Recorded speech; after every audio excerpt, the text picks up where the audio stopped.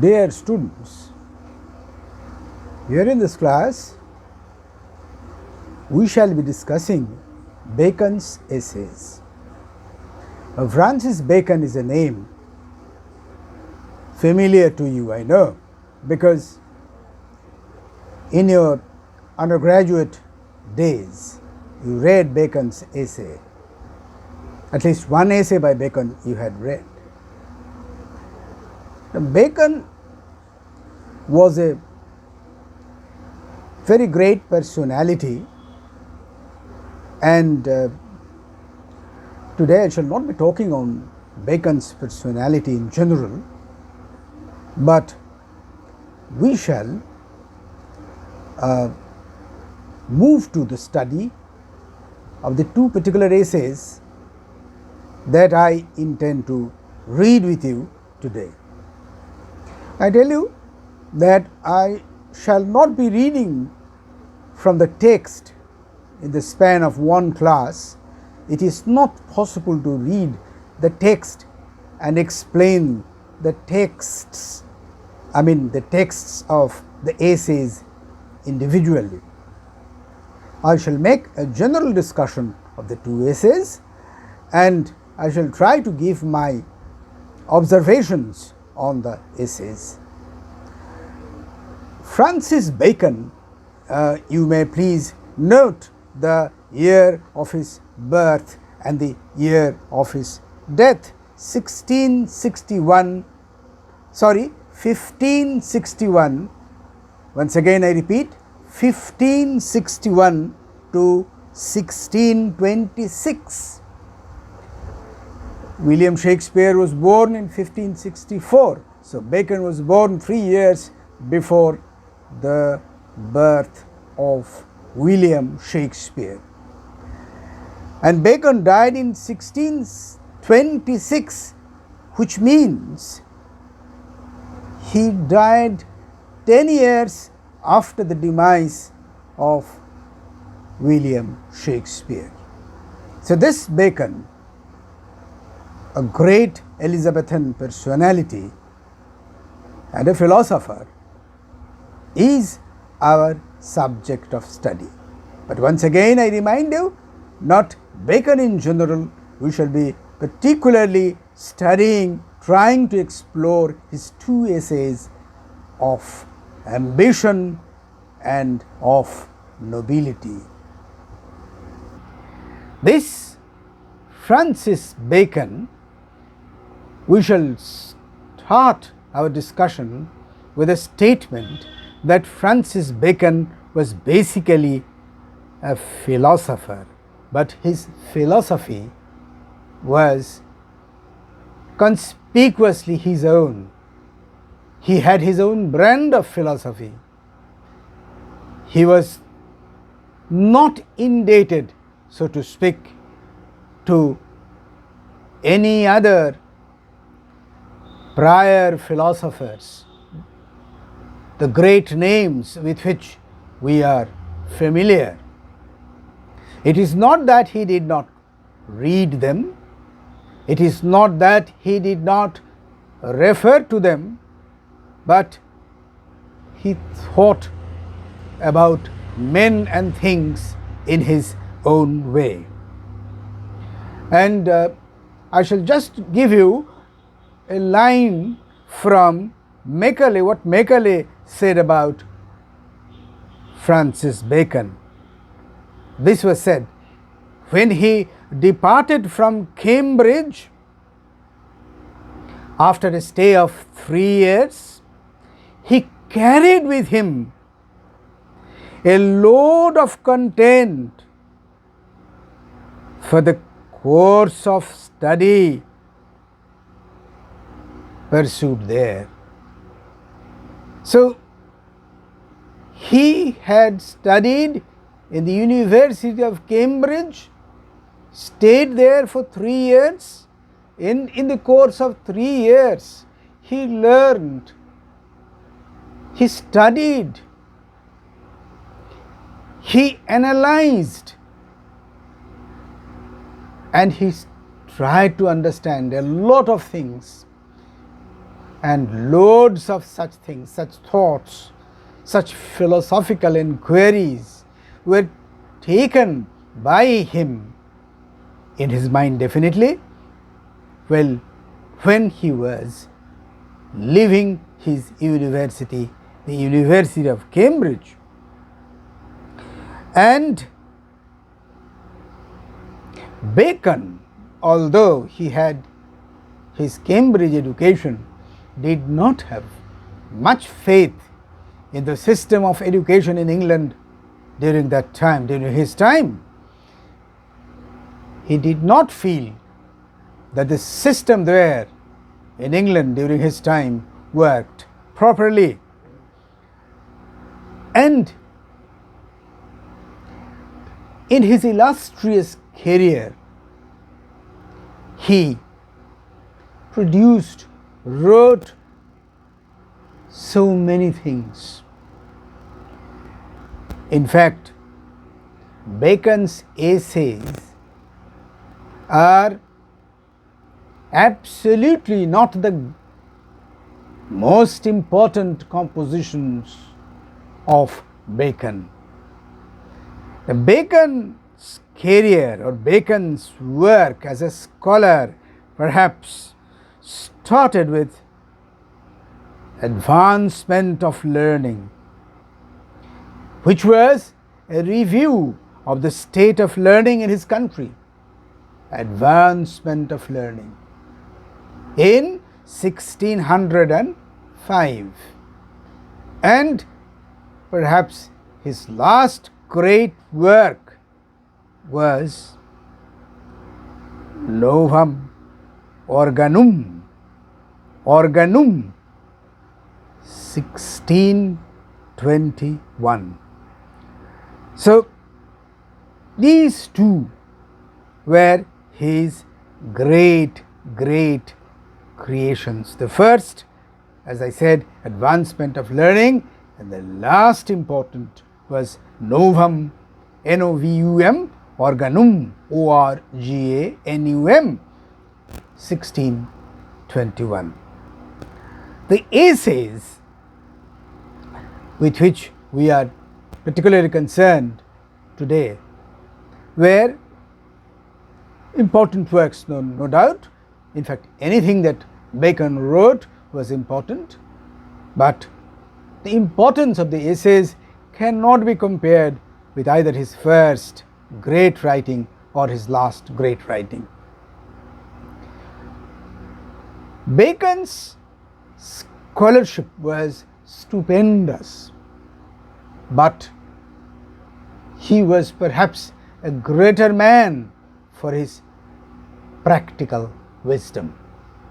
Now, his essays, the essays that are available, and I think you have downloaded the text of the two essays already, but I would have liked you to consult this particular edition of Bacon's essays. You see, Bacon's essays, edited by Shukanto Chaudhuri of the University of Jadavpur. This is a great edition, and if you can get hold of this edition, well, it will be wonderful. Even if in this pandemic time it is not possible for you to get hold of it, remember this and try to get hold of this later when things are better. Now, we shall come back to the essays right now, and as I was talking to you, his essays can be divided into three categories, and in all these three categories his primary concern is man. Man with a capital M, man. So what are the three categories which I am mentioning now? Category number one, man in relation to the world and society. Man in relation to the world and society.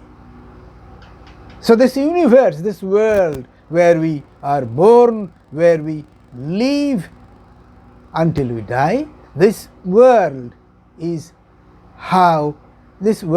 so important to our mind and existence, how we are related to it. Now, make it smaller, make it the society. The world is a bigger place, and make it smaller, as I said, make it the society where you live. So, what is the relation between you and your society? So, this you doesn't indicate the individual you. This you will definitely mean all the human beings. Man, as I said, with capital M. Category number 1, man in his relation to the world and society. Then category number 2, man in relation to himself. So, I belong to the society. I have to abide by the norms of the society. I have to honor the dictates and dictums of the society. But I am an individual man. And how do I think about myself? How do I conduct myself to others? These are also equally important things. So, these are equally important things, as I said. So, man, second category is man in his relation to himself, and the third category is man in relation to his maker. So, number 1, world or society, number 2, self, and number 3 is the maker. So, the essays, all the essays taken together can be divided into these 3 categories. Now, naturally, as an Elizabethan man, Bacon was concerned with his own society, the problems of his society, the thoughts and the issues of his society, etc., etc. And therefore, we shall have to remember very clearly that Bacon was thinking of his own society, the Elizabethan society, when he was making his observations, when he was giving his statements. Now, we have 2 essays. These 2 essays we shall discuss briefly, because there is no point in reading out the essays. You can read out the essays yourself. So, certain points I shall be only referring to or mentioning in course of my lecture. Now, the first essay that I shall, that is not chronologically, date wise, that is not the first essay, but I shall be discussing that essay first. The essay that I shall discuss first is of nobility. Of nobility. Now, a few lines from the essay we may like to discuss in course of our talk, but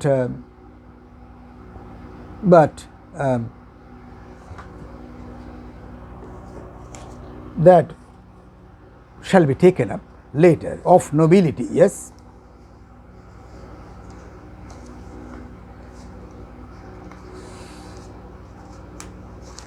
Yes.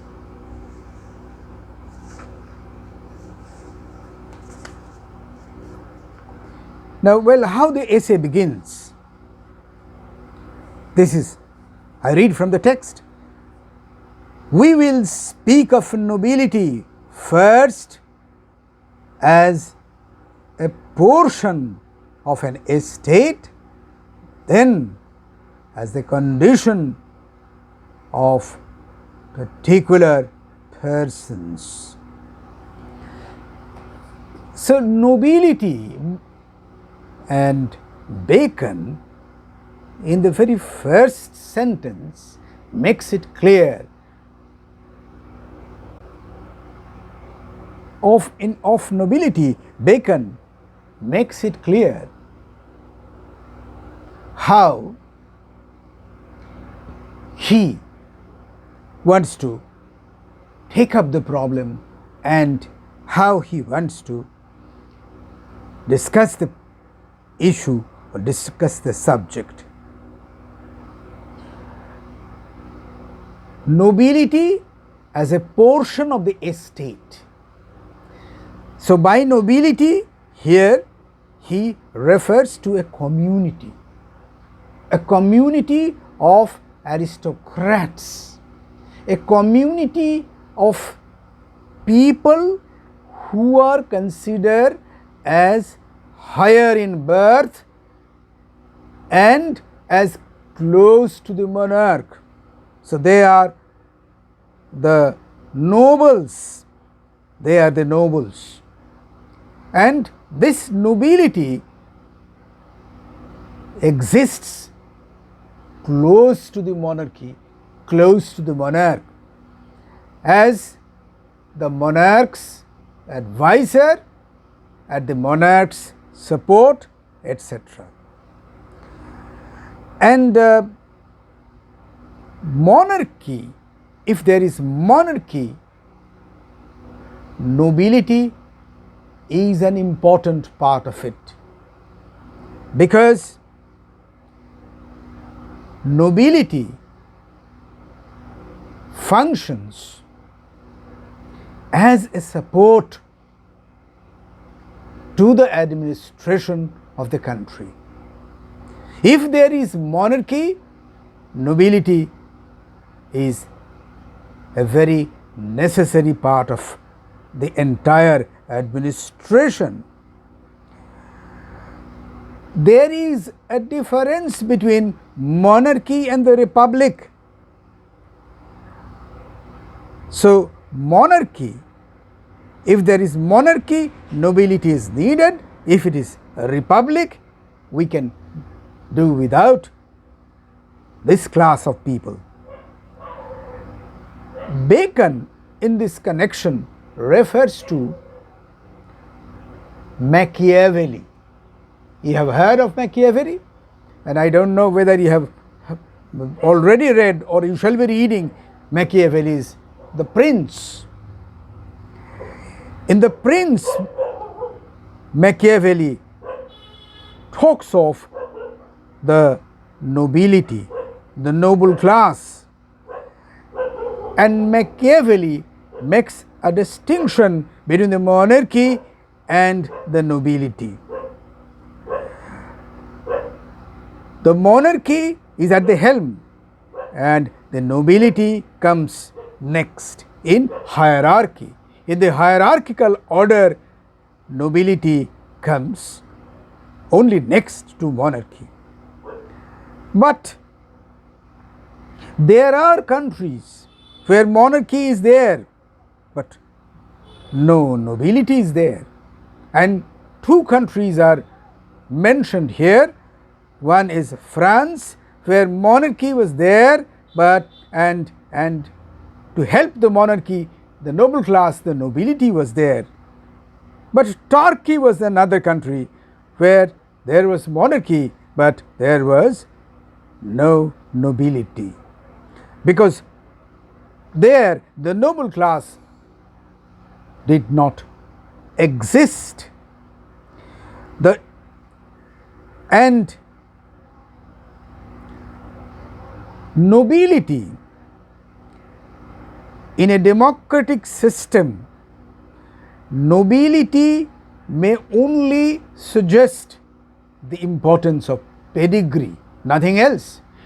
In a democratic system, perhaps, nobility as a class,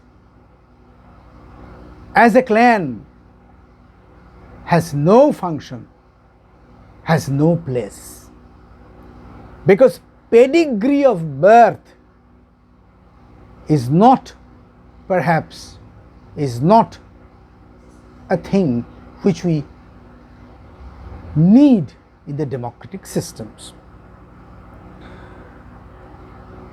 The essay of Nobility has two paragraphs. In the first paragraph, nobility as a class, nobility as a part of the monarchical system has been discussed. Here, nobility refers to a class that helps the king, the monarch. Nobility in this system refers to the aristocracy, their birthright, their pedigree, etc. But there are countries, as it has been pointed out, where nobility is not there, although monarchy is there. This is the first paragraph of the essay. In the second paragraph, Bacon focuses on the social aspect of nobility. So, nobility as a system, nobility as a hierarchical order, that has been discussed in the first paragraph. In the second paragraph, Bacon takes up nobility as a particular socially important thing. So, the social aspect of nobility he discusses here. So, Machiavelli's influence on Bacon's thoughts can be very easily discerned, and Machiavelli's practical philosophy was followed by Bacon when he was writing this of nobility. And in the second paragraph, he talks of nobility in a different way. A noble man, by nobility he refers to a noble man, but not a noble man by birth, but a noble man by virtue. Because a noble man by birth may not always be noble at heart. Nobility is like an ancient castle. This is said by Bacon. Nobility is like an ancient castle, so which depends on many things, and this is hereditary nobility. But nobility as a virtue is something far greater. So it is a capability. What is this nobility? Nobility as a virtue is a capability to work. It is a capability to work. It is a capability to take up exceptional tasks. It is a capability that enables some people to make progress in the society, to improve the society, to help the people. So, in the first paragraph, it is nobility as a hierarchical order, it is nobility by birth. In the second paragraph, it is nobility as a virtue which can be acquired, which must be acquired by man. It does not depend on heredity. It does not depend on familial status, but your intrinsic virtue and your capability to work for the progress of the society and progress of man. And there are many critics who have said various things about this essay, because one critic has said that, well, this essay is not the development of a continuous thought. There is a kind of discontinuity in the essay. two different things are discussed in the same essay. So this essay perhaps cannot be called a single whole. All this we shall be taking up later on, but one thing which I mentioned earlier also, I mentioned here, that the influence of Montaigne, I told you about Macaulay, I told you about Machiavelli, but here I tell you something else. Montaigne, the great French philosopher, thinker, scholar, Montaigne's influence is formidable on Bacon. When we read this essay, we can understand that. There are three things in the essay. One is logical thinking. So, nobility by virtue of birth. Number two, nobility by virtue of acquisition, learning, work. You are noble because you are born in a noble family. First paragraph. You are noble because your works are noble, because you work for the good, for the progress, for the benefit of man and society. So, so logical thinking, this is point number one about this essay. Learned efficiency, yes, the formidable, the great learning of Bacon, I talked about it in the beginning. A Cambridge scholar, he had read so many things, and well, he could use them. And then his keen observation. He was a practical philosopher, a pragmatic philosopher. And we shall be talking of something else, but before that, let us briefly take up the second essay, that is of ambition. Now, the first thing that Bacon mentions here is that ambition is a choler. What is a choler? A choler means humor. Humor. What is humor? It is life fluid. A humor. We have several humors in our body, and if there is, I don't know whether you have already read Ben Jonson. Ben Jonson's Volpone, I don't know whether you have read that. So in Volpone, greed is described as a humor, a choler.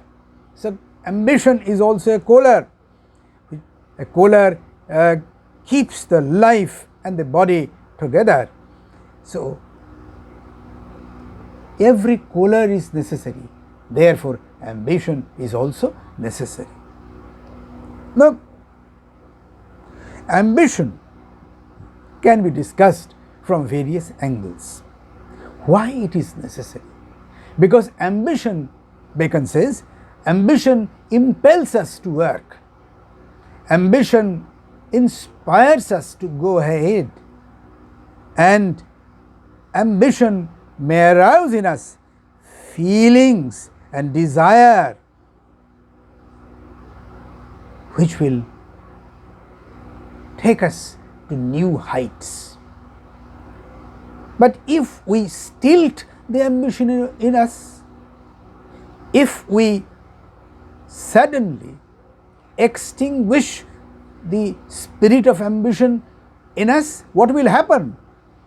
It will lead to malignant and venomous feelings and emotions. So if you are ambitious, you will be engaged in work, and nothing evil will ever come into your mind. If you are not ambitious, then your idle brain will perhaps be overloaded with malicious thoughts. So ambition has to be recommended, patronized, and it must not be stilted. Because without ambition, the world would not exist. Ambition impels us, instigates us to work, and elimination of ambition will make man regressive. It will give rise to abnormal psychology, abnormal psyche rather, and regressive and envious state of mind. Regressive, opposite of progressive, regressive and of course envious state of mind. But ambition must be there in a balanced way. If you are over ambitious, that will again be harmful. And ambitious people, definitely ambitious people are capable of every kind of work. At times, ambition should be bridled, meaning ambition should be controlled. Because as I said, over ambitious people may be tyrannical. So tyranny, to rule, to overrule, to get everything, to get a control over everything that you observe and survey, this may arouse in your mind if you are over ambitious. So over ambitious people should be bridled. And how to? Well, Bacon has suggested ways to curb the ambition, or rather to reduce the ambition of some people who are over ambitious. How? Now he says that, well, in a monarchy, if an employee is over ambitious, he should be pitted against the princess or the king's favorite. And perhaps then the ambition of the ambitious man will be reduced to some extent. And there is another method that Bacon suggests, that, well, an ambitious man should be placed against an equally proud man. So you are ambitious, but somebody else is there who is more ambitious, who is more proud, and that may perhaps result in the curtailment of ambition. But Bacon, a very practical man, points out that there is a danger, because two ambitious people kept together may finally produce a dangerous effect. So Bacon says ambition is necessary. Ambition is a necessary life fluid in man. Ambition prompts us to work, to progress. Curtailment of ambition or stilting of ambition will have adverse effects. So ambition must be there in a balanced way. How to keep a balance? The two ways Bacon has proposed. So these are the two essays that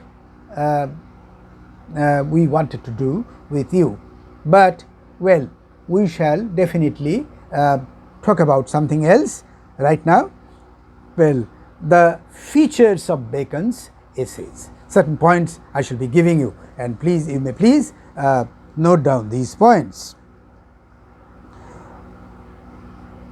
What we find in Bacon's essays? Number one, a compressed aphoristic style. Now, almost epigrammatic sentences are used by Bacon. Each sentence, you see, is so compressed and pregnant with meanings. Brevity, there is a proverb that you all know, brevity is the soul of wit. So brevity is something which is taught by Bacon, how he can present a very serious, a greatly philosophical issue in a brief way. That he shows through his essays. Now read one sentence, and that one sentence can give you the effect of one full paragraph. So one sentence giving us the effect of one full paragraph, that is there. And there is another thing, we shall have to discuss that. Wisdom, the mark of wisdom is there. The wise pronouncements of Bacon are there in the essay, but in his essays you also find a mark of final authority, as if someone is telling us that this I say and this is the final truth. Now, well, nothing is the final truth that we know. We can never say the final truth about anything. The final thing about anything under the sun cannot be pronounced. So Bacon's wisdom and his wise judgments may at times appear to us to be a bit too authoritative, because, well, everything must be placed before the judgment of the reader, as if Bacon does not leave anything to the judgment of the reader. He is giving the final judgment. So this we can say one of the, well, defects of the essay. And next point, well, originality. There has been a question about Bacon's originality. Well, what is original? Because what he says, what Bacon says in his essays are all known things, From the ancient past, we know all these things. So where is originality in Bacon's essays? In fact, you see, there is nothing original in life. Everything is a repetition. We repeat things that were already said in the past, perhaps in a different way. But what is the greatness of Bacon? Bacon definitely takes up the wisdom of the past, but he can transform the wisdom of the past in his own way. So what he finally pronounces becomes his original statement, original judgment. There are quotations and allusions. Essays are full of quotations and allusions, and these will be there because Bacon was a great scholar. He had read perhaps everything that was there, and his scholarship, knowingly or unknowingly, would be demonstrated in the writings, in the essays that he has left for us. But this is very natural, and therefore the quotations are there, and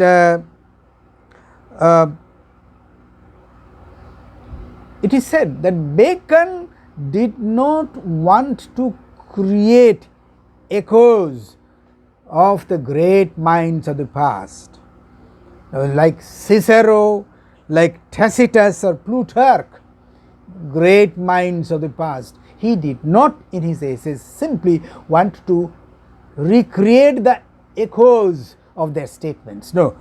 Well, as I said right now, he wanted to present them in his own way, apply them to practical issues of life, and that is one of the great points in Bacon's essays. So, although we find an echo from Plutarch, but we know that Bacon's essay gives us the universal sentiment of man. And well, men think like that. I have been talking to you about Bacon's pragmatism and his practical wisdom. So, he thinks of everything from a very practical angle.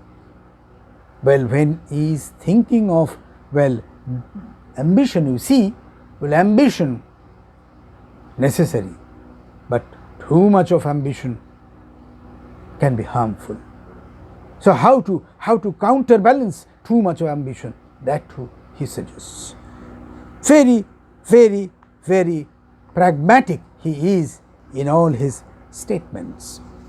Now, a few more things I will be pointing out to you right now, and please note.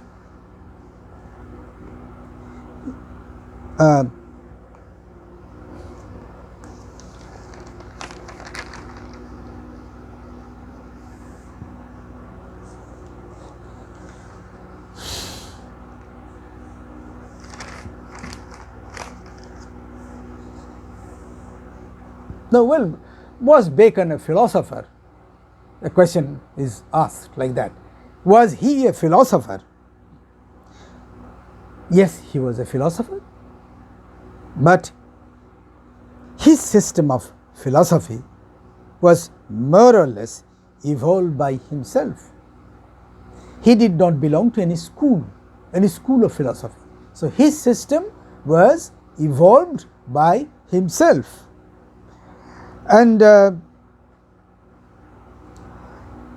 it was, as I have been telling you repeatedly, it was the philosophy of a pragmatist, a man who can see life around him with objective wisdom. A man who can see life around him with objective wisdom.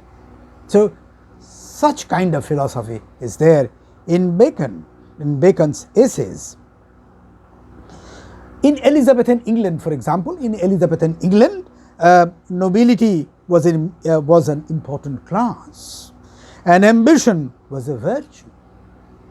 So, when he talks of nobility and ambition, he definitely thinks of his own time and his own society. And so, virtue, Bacon was aware of the fact that virtue has two meanings: virtue in the classical sense and virtue in the Christian sense. So, he uses the term virtue in the classical sense, not in the Christian sense. We have to be aware of that. So, virtue as an enterprise, as willingness to work. And then in his treatment of the two essays of nobility and of ambition, he shows the understanding of the contemporary society. So, understanding of the contemporary society. So, he was not a philosopher of a kind who was oblivious of life around him. He was very much aware of life around him and the class of people who were around him. And he was thinking of the Elizabethan cities in particular when he was writing these essays or taking up these questions.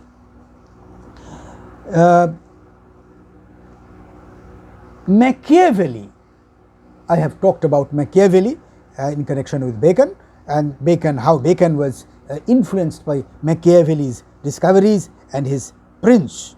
And so, Machiavelli and of course, the great Montaigne are the two great minds which influenced Bacon to a great extent. Now, we have to remember one thing. Bacon had a background which we must keep in mind. Bacon was the son of Lord Keeper of the Great Seal, meaning his father was also in the government service, holding a great and honorable and high position. So Bacon definitely, while talking of the nobility, was talking from his experience. And then Bacon himself was made a knight in 1603, and he was also given the appointment of Attorney General in 1613. And these information are important, and these information can clarify why Bacon could talk so convincingly, so logically on the subjects of nobility, ambition, etc. So Bacon's essays, well, when you take up Bacon's essays, well, please remember 2 or 3 things. Number 1, how Bacon used his pragmatic philosophy to analyze 2 very delicate issues of ambition and nobility. How far was he influenced by the contemporary society, by his own background? So these 2 things. And there is a third thing, his Cambridge education, his study of Montaigne and Machiavelli, how he was influenced by these, you have to keep in mind. And about Bacon's style, I have given you some points, and I think that will do so far as our Bacon is concerned. Thank you very much, and next time I shall come up with something else.